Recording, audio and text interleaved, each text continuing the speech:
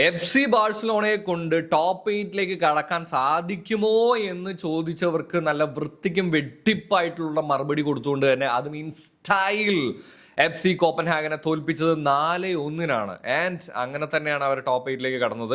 ആ മാച്ചിനെ കുറിച്ചുള്ള ഒരു 3 പോയിന്റുകൾ നമുക്ക് നോക്കി പോകാം. എന്തായാലും നമ്മുടെ കോണ്ടന്റ്സും കാര്യങ്ങളൊക്കെ നിങ്ങൾക്ക് ഇഷ്ടപ്പെടുന്നുണ്ടെന്നുണ്ടെങ്കിൽ ഇൻസ്റ്റയിലാണെന്നുണ്ടെങ്കിൽ ഒന്ന് ഫോളോ ചെയ്യുക, യൂട്യൂബിലാണെന്നുണ്ടെങ്കിൽ ഒന്ന് സബ്സ്ക്രൈബ് ചെയ്യാൻ ഓർമ്മിച്ചുകൊണ്ട് കാര്യത്തിലേക്ക് കിടക്കുകയാണ് കേട്ടോ. ഒന്നാമത്തെ കാര്യം, കോപ്പൻഹാഗന് നമ്മളെ എങ്ങനെ എക്സ്പ്ലോയിറ്റ് ചെയ്യണം എന്ന് അറിയാമായിരുന്നു ആൻഡ് അത് അവർ ചെയ്യുകയും ചെയ്തു. പക്ഷേ പിന്നീട് അങ്ങോട്ട് അവർക്ക് അത് പിടിച്ചു നിൽക്കാനായിട്ട് സാധിച്ചില്ല. കാരണം ബാഴ്സയുടെ അറ്റാക്കിങ് ഒരു രക്ഷയുണ്ടായിരുന്നില്ല. ആദ്യത്തെ ഗോൾ വഴങ്ങിയതിന് ശേഷം ഒരു നിമിഷം പോലും റെസ്റ്റ് എടുക്കാതെ കളിച്ചാണ് ഈ 4-1 വിജയം ബാഴ്സലോണ നേടിയെന്നുള്ളത് ഒരു പോസിറ്റീവ് കാര്യം തന്നെയാണ് കേട്ടോ. അതോടൊപ്പം രണ്ടാമത്തെ പോയിന്റായിട്ട് എനിക്ക് പറയണം തോന്നിയത്, ഞാൻ ആദ്യം പറഞ്ഞ ആ ഒരു കാര്യമുണ്ടല്ലോ, FC കോപ്പൻഹാഗന് മാത്രമല്ല നമ്മുടെ ഒപ്പോണൻസ് ആയിട്ട് വരുന്ന പലർക്കും നമ്മളെ എങ്ങനെ എക്സ്പ്ലോയിറ്റ് ചെയ്യണം, നമുക്കെതിരെ എങ്ങനെ ഗോൾ അടിക്കണം എന്ന് നല്ല വൃത്തിക്കും വെടുപ്പായിട്ട് പറയാം. ആൻഡ് നമ്മൾ അതിനകത്ത് ആ ഒരു എക്സ്പ്ലോയിറ്റേഷനിൽ കറക്റ്റായിട്ട് നിന്ന് കൊടുക്കുന്നുണ്ട് എന്നുള്ളതാണ്, അല്ലെങ്കിൽ അതിനകത്ത് വീണ് പോകുന്നുണ്ട് എന്നുള്ളതാണ്.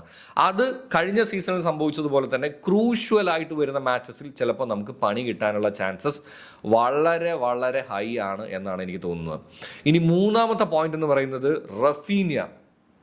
ആൻഡ് അതുപോലെ എടുത്തു പറയേണ്ട ഒരു താരമാണ് ലമീൻ യമാൽ. ഇന്നലത്തെ മാച്ചിൽ പുള്ളിയെ തന്നെയാണ് എടുത്തു പറയേണ്ടത്. കാര്യം ഹീസ് എ ഒരു യങ്സ്റ്റർ ആണ്. പറഞ്ഞു വരുമ്പോൾ അതിന് മാത്രം എക്സ്പീരിയൻസ് ഉണ്ടോ എന്ന് ചോദിച്ചു കഴിഞ്ഞാൽ ഇല്ല. പക്ഷെ പിച്ചിൽ കാണിക്കുന്ന ഒരു മെച്യൂരിറ്റി ആൻഡ് അവസാന നിമിഷം വരെ ജയിച്ചത് മാത്രം പോരാ, ടോപ്പ് 8ലേക്ക് കടക്കണം എന്നുള്ള കാര്യം കൺഫേം ആക്കുന്ന രീതിയിലുള്ള ഒരു പെർഫോമൻസ് ആണ്. ആൻഡ് ആ പെനാൽറ്റി റഫീനിക്ക് കൊടുക്കുന്നതിലൂടെ നമ്മളിനി ഒരിക്കലും പുള്ളിയെ യങ്സ്റ്റർ എന്നൊന്നും വിളിക്കരുത്. ഭയങ്കര എക്സ്പീരിയൻസ്ഡ് ആയിട്ടുള്ള, ഭയങ്കര മെച്യൂരിറ്റി കാണിക്കുന്ന, നിങ്ങൾക്ക് വേണമെന്നുണ്ടെങ്കിൽ ഇനിയും വിളിച്ച് കളിയാക്കാം. അവൻ്റെ ഇൻസ്റ്റാഗ്രാമിലെ സ്റ്റോറി കണ്ടില്ല, ഗേൾ ഫ്രണ്ടിൻ്റെ സംഭവങ്ങൾ കണ്ടില്ല എന്നൊക്കെ പറഞ്ഞുകൊണ്ട് കളിയാക്കാം എന്നുള്ളത് മാത്രമേ ഉള്ളൂ. പക്ഷെ പുള്ളി ഗ്രൗണ്ടിൽ കാണിക്കുന്ന ഒരു ഇമ്പാക്റ്റ് ഉണ്ടല്ലോ, അത് ചില്ലറയൊന്നും അല്ല എന്നുള്ളത്, അതിന് റെസ്പെക്റ്റ് ചെയ്തേ പറ്റുള്ളൂ എന്നുള്ളതാണ് കാര്യം.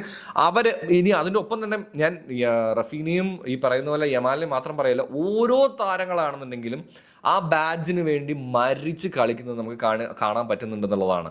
ആൻഡ് ഇതിനെ നമുക്ക് കൃത്യമായിട്ട് ഈ പറയുന്ന പോലെ നമ്മുടെ ഗോള് വഴങ്ങുന്ന കാര്യം ഒന്ന് മാറ്റി നിർത്തി നമുക്ക് കുറച്ചും കൂടി ഒന്ന് ബെറ്റർ ആക്കാൻ പറ്റുകയാണെന്നുണ്ടെങ്കിൽ പല അത്ഭുതങ്ങളും ഈ സീസണിൽ സംഭവിക്കും എന്ന് തന്നെയാണ് ഞാൻ വിശ്വസിക്കുന്നത്. പക്ഷെ ആ പ്രശ്നം അത് ചിലപ്പോൾ നമുക്കൊരു വിനയാവാനും സാധ്യതയുണ്ട്. എന്തായാലും നിങ്ങൾക്ക് എന്താണ് ഈ മത്സരത്തിൽ തോന്നിയെന്നുള്ളത് താഴെ കമൻറ്റ് കരോ ആൻഡ് ചിൽ കുപ്പിച്ച്